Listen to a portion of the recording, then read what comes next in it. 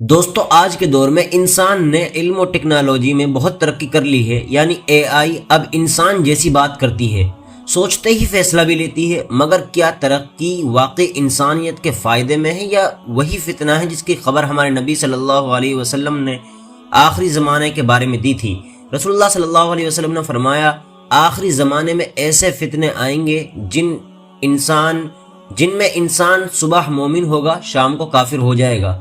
آج جب اے آئی انسان کے دماغ کی جگہ لے رہی ہے، جھوٹ کو سچ بنا رہی ہے اور حق کو مٹا رہی ہے، تو کیا یہ وہ دور نہیں جس میں دجالی فتنوں کی بنیاد رکھی جا رہی ہے؟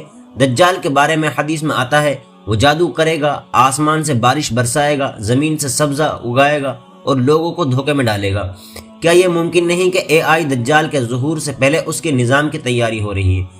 جب مشین سوچنے لگے اور انسان ایمان بھول جائے تو فتنہ کہاں ختم ہوگا؟